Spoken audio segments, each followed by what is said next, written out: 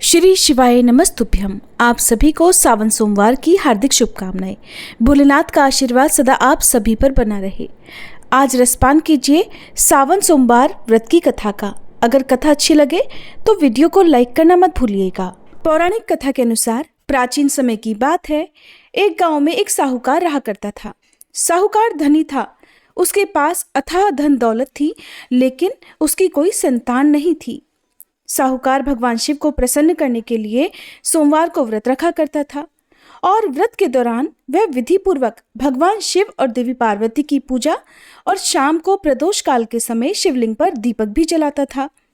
साहूकार की भक्ति और पूजा अर्चना को देखकर एक दिन माता पार्वती ने भगवान शिव से कहा कि हे प्रभु, ये साहूकार तो आपका परम भक्त है, हर सोमवार को विधि विधान से आपकी पूजा करता है। मुझे लगता है कि आपको उसकी मनोकामना अवश्य ही पूर्ण करनी चाहिए। तब भगवान शिव ने देवी पार्वती की बात सुनकर कहा कि हे गौरी, ये संसार एक कर्म क्षेत्र है। जैसे एक किसान अपने खेत में बीज बोता है तो कुछ समय बाद उसे पेड़ मिलता है, ठीक उसी तरह इस संसार में आदमी जैसा भी कर्म करता है तो उसे उसका फल भी वैसा ही मिलता है। लेकिन माता पार्वती ने भोले भंडारी से दोबारा आग्रह किया और कहा, हे नाथ, फिर भी आप इसकी मनोकामना को पूर्ण कर दीजिए, क्योंकि ये आपका परम भक्त है। और अगर आप ही अपने भक्तों की इच्छा को पूर्ण नहीं करेंगे तो फिर भला भक्त आपकी पूजा आराधना क्यों करेंगे। माता पार्वती के इतना आग्रह करने पर भगवान शिव ने कहा, देवी, ये धनवान साहूकार है और इसका कोई भी पुत्र नहीं है, इसीलिए ये सदैव चिंतित रहता है। हालांकि इसके भाग्य में किसी संतान का योग नहीं है, परंतु आपके आग्रह करने पर मैं इसे पुत्र प्राप्ति का वरदान देता हूँ। लेकिन इसका पुत्र केवल 12 साल तक ही जीवित रहेगा, मैं इससे ज्यादा कुछ नहीं कर सकता हूँ। फिर एक रात भगवान शिव ने साहूकार को स्वप्न में दर्शन दिए और कहा कि उसे जल्द ही पुत्र की प्राप्ति होगी, लेकिन उसका पुत्र दीर्घायु नहीं बल्कि केवल 12 वर्ष तक ही जीवित रह पाएगा। ये बात सुनकर साहूकार न तो प्रसन्न हुआ और न ही ज्यादा दुखी हुआ। स्वप्न में सब कुछ जानने के बाद भी साहूकार ने पूजा अर्चना जारी रखी और कुछ दिनों बाद साहूकार की पत्नी गर्भवती हो गई और उसने एक सुंदर बालक को जन्म दिया। बालक के जन्म से घर पर हर्षोल्लास का माहौल था, लेकिन साहूकार खुश नहीं था, क्योंकि उसे पता था कि उसके बालक का जीवन केवल 12 वर्ष तक का ही है और उसने किसी को भी ये बात नहीं बताई थी। जब वह बालक 11 वर्ष का हुआ तो साहूकार की पत्नी ने बालक के विवाह की बात साहूकार से कही, लेकिन साहूकार ने इस बात से इनकार कर दिया और उसे शिक्षा के लिए काशी भेज दिया। साहूकार ने बालक के मामा को बुलाया और पैसे देकर उन्हें बालक के साथ काशी जाने का आदेश दिया। साहूकार ने मामा भांजे से कहा कि वह काशी जाते समय रास्ते में यज्ञ कराते हुए और ब्राह्मणों को भोजन कराते हुए जाएं। दोनों मामा भांजे ने ऐसा ही किया। काशी जाते समय जिस रास्ते से मामा भांजे गुजर रहे थे, उसका राजा अपनी पुत्री का विवाह एक ऐसे राजकुमार से करवा रहा था जो काना था। उधर दूल्हे का पिता इस बात से चिंतित था कि अगर दुल्हन पक्ष को पता चल गया तो राजकुमारी विवाह के लिए मना कर देगी। इसलिए उसने जब साहूकार के पुत्र को देखा तो उसने सोचा कि मैं अपने बालक के स्थान पर तोरण के समय इस बालक को बिठा दूंगा और दुल्हन के पक्ष वालों को पता भी नहीं चलेगा। दूल्हे के पिता ने साहूकार के पुत्र को इस बात के लिए तैयार किया और वह बालक तैयार हो गया।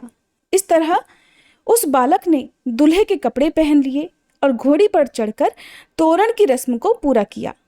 तोरण के बाद जब फेरों की बारी आई तो दूल्हे के पिता ने फिर साहूकार के पुत्र से अनुरोध किया कि वह दुल्हन के साथ फेरे भी ले ले, ताकि विवाह संपन्न हो सके और ये बात छुपी रहे। मामा राजी हो गए और विवाह समारोह भी संपन्न हो गया। विवाह संपन्न होने के बाद मामा भांजा काशी के लिए प्रस्थान कर गए, परंतु साहूकार के पुत्र ने दुल्हन के कपड़ों पर लिख दिया कि तुम्हारा विवाह तो मुझसे हुआ है, लेकिन तुम जिसके साथ विदा किए जाओगी वह एक आंख वाला आदमी है और मैं काशी शिक्षा ग्रहण करने जा रहा हूँ। जब राजकुमारी ने ये बात पढ़ी तो उसने राजकुमार के साथ जाने से इनकार कर दिया और अपने पिता से कहा कि ये मेरा पति नहीं है, मेरे पति शिक्षा ग्रहण करने काशी गए हुए हैं। जब सब जगह ये बात फैल गई तो मजबूरी में दूल्हे के पिता ने सारी बात सच सच बता दी और दुल्हन के पिता ने फिर बेटी को भेजने से इनकार कर दिया।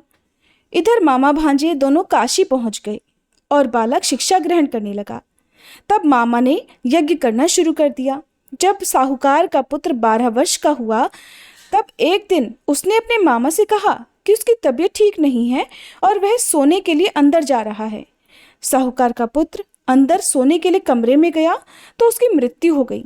थोड़ी देर के बाद जब मामा अंदर पहुंचे तो उन्होंने बालक को मृत अवस्था में देखा और बहुत दुखी हुए, परंतु वह रो नहीं सकते थे वरना उनका यज्ञ अधूरा रह जाता।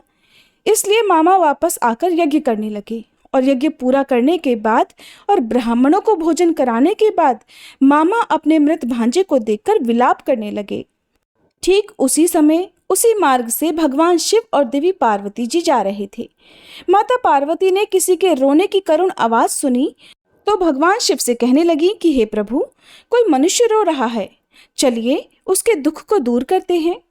तब भगवान शिव और देवी पार्वती मामा के पास गए और उन्होंने जब मृत बालक को देखा तो हैरान रह गए, क्योंकि वह भगवान शिव के आशीर्वाद से जन्मा साहूकार का पुत्र था।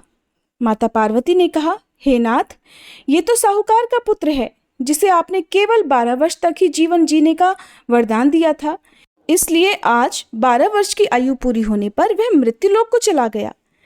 देवी पार्वती ने मृत बालक को देखा तो उन्हें दया आ गई और भगवान शिव से हाथ जोड़कर कहने लगी, हे प्रभु, आप बस एक बार इस बालक को जीवन दान दे दीजिए, वरना इसके माता पिता जीते जी मर जाएंगे।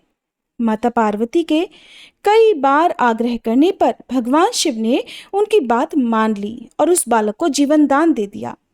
साहूकार का पुत्र जीवित हो गया और मामा भांजे अपने घर की ओर प्रस्थान कर गए। रास्ते में साहूकार का पुत्र उसी शहर से गुजरा जहां उसका विवाह हुआ था। दुल्हन के पिता ने बालक को पहचान लिया और मामा भांजे को लेकर महल में आ गए। फिर दुल्हन के पिता ने एक समारोह किया और अपनी पुत्री को धूमधाम से साहूकार के पुत्र के साथ भेज दिया। उधर जब साहूकार का बालक अपनी पत्नी के साथ घर पहुंचा तो उसके माता पिता अंदर कमरे में बंद होकर बैठे हुए थे। वो सोच रहे थे कि अगर उनका पुत्र सही सलामत वापस नहीं लौटा तो वो भूख प्यास से अपनी जान दे देंगे। तभी बालक के मामा ने कमरे के बाहर आकर उन्हें बताया कि उनका पुत्र जीवित और विवाह करके वापस आ गया है। साहूकार ने बालक को जीवित देखा तो खुशी से उसका स्वागत किया और साहूकार का परिवार इस प्रकार खुशी खुशी जीवन बिताने लगा। ये सब भगवान शिव की कृपा और सोमवार व्रत का ही प्रभाव था कि साहूकार का पुत्र अल्पायु होने के बाद भी दीर्घायु को प्राप्त हुआ। इस प्रकार जो भी भक्त सच्चे मन से भगवान शिव की पूजा करके आज के दिन इस कथा को पढ़ता है अथवा सुनता है और दूसरों को सुनाता है, भगवान शिव उनके सभी दुख दूर करते हैं, उनकी सभी मनोकामनाएं पूर्ण करते हैं। इस प्रकार सावन के महीने में हर सोमवार को जो भी भक्त भगवान शिव की पूजा करके शिवलिंग पर 1 लोटा गंगा जल अर्पित करता है, उसके सभी दुख सभी क्लेश भगवान शिव की कृपा से दूर हो जाते हैं। ये थी सोमवार व्रत कथा। उम्मीद है आपने आज हमारे चैनल पर शिव महापुराण कथा और सावन मास महात्म्य की कथा भी सुनी होगी। नहीं सुनी है तो एक बार आप इन कथाओं को भी जरूर सुनिएगा।